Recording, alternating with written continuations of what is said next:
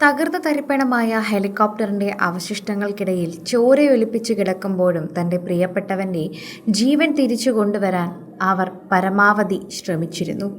താനൊരു നേഴ്സ് കൂടിയായതിനാൽ ജസ്നി ഉടൻ തന്നെ ഡേവിഡിന്റെ ശരീരത്തിൽ തൊട്ടു വിളിച്ചു നോക്കി പൾസ് പരിശോധിച്ചു. എന്നാൽ കയ്യിലെ തണുപ്പ ശരീരം തങ്ങളെ വിട്ട് പിരിഞ്ഞുവെന്ന കഠിനമായ യാഥാർത്ഥ്യമാണ് അവൾ തിരിച്ചറിഞ്ഞത്. തന്റെ പ്രിയപ്പെട്ടവൻ ഇനിയില്ലെന്ന് തിരിച്ചറിഞ്ഞിട്ടും ആ അടിയന്തര ഘട്ടത്തിൽ അസാമാന്യ മനക്കരുത്തോടെ ജസ്നി ഫോണെടുത്ത് അടിയന്തര ഹെൽപ്പ് ലൈൻ നമ്പറായ 911 വിളിക്കുകയായിരുന്നു. കനത്ത ശാരീരിക വേദനയ്ക്കും കൺമുന്നിലെ മഹാദുരന്തത്തിനുമിടയിൽ ജസ്നി നൽകിയ ഈ സന്ദേശമാണ് വിജനമായ ആ വനമേഖലയിലേക്ക് രക്ഷാപ്രവർത്തകർ കൃത്യമായി എത്താനുള്ള കാരണമായി മാറിയത്. അവളുടെ ജീവൻ നിലനിർത്തുകയും അതായിരുന്നു. 10 വർഷം മുൻപ് ന്യൂ ടെസ്റ്റ്മെന്റ് ചർച്ചിൽ വെച്ച് തുടങ്ങിയ ദീർഘകാല സൗഹൃദം പ്രണയവുമായി മൂവാറ്റുപുഴ സ്വദേശി ഡേവും തിരുവല്ല സ്വദേശിനി ജസ്നിയും തമ്മിലുള്ള വിവാഹത്തിലേക്കെത്തി. ഡോൺസൺ വില്ലയിലെ ദി റവേറ ഓഡിറ്റോറിയത്തിൽ നൂറുകണക്കിന് ബന്ധുക്കളെയും സുഹൃത്തുക്കളെയും സാക്ഷി നിർത്തി കഴിഞ്ഞ വെള്ളിയാഴ്ചയായിരുന്നു ഇവരുടെ മംഗല്യം. ദൈവസാന്നിധ്യം നിറഞ്ഞ എല്ലാവരും ഒരുപോലെ പ്രശംസിച്ച ഏറ്റവും മനോഹരമായ വിവാഹ ചടങ്ങായിരുന്നു അന്ന് നടന്നത്. മാതാപിതാക്കൾ കണ്ണീരോടെ ഓർക്കുന്നൊരു കാര്യം കൂടിയാണിത്. ചടങ്ങുകൾക്ക് ശേഷം രാത്രി 9:30 പഞ്ചനക്ഷത്ര ഹോട്ടലിലേക്ക് പോകാനായി ഇരുവരും ഹെലികോപ്റ്ററിൽ കയറിയത്. എന്നാൽ യാത്ര തിരിക്കുന്ന സമയത്ത് പുറത്ത് കനത്ത മഴയും മഞ്ഞും പെയ്യുന്നുണ്ടായിരുന്നു.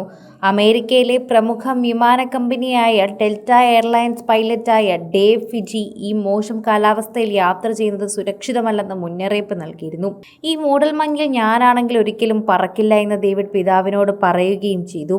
എന്നാൽ ഉയരത്തിൽ പറന്നാൽ പ്രതിസന്ധി മറികടക്കാമെന്ന ഹെലികോപ്റ്റർ പൈലറ്റ് ഉറപ്പു നൽകിയതോടെ വധൂവരന്മാർ റോബിൻസൺ R-66 ഹെലികോപ്റ്ററിൽ യാത്ര തുടർന്നത്. പീച്ച് ട്രീ ഡെക്കാൽബ് വിമാനത്താവളം ലക്ഷ്യമാക്കി പറന്നുയർന്ന ഹെലികോപ്റ്റർ കനത്ത മൂടൽമഞ്ഞിൽപ്പെട്ട് നിയന്ത്രണം നഷ്ടമായി വൻമരങ്ങളുടെ ചില്ലകളിൽ ഇടിക്കുകയായിരുന്നു.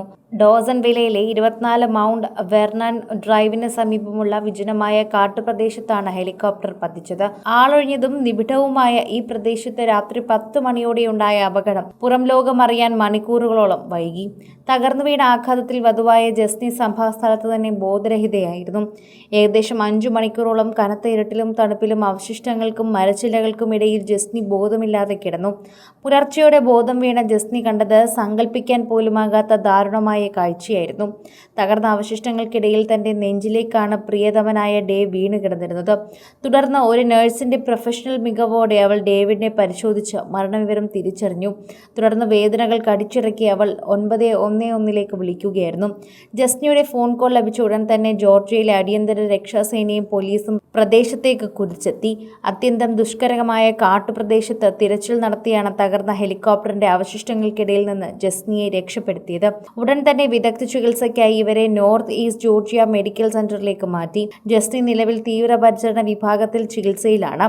ഹെലികോപ്റ്റർ പൈലറ്റും സംഭവസ്ഥലത്ത് തന്നെ മരിക്കുകയും ചെയ്തിട്ടുണ്ടായിരുന്നു.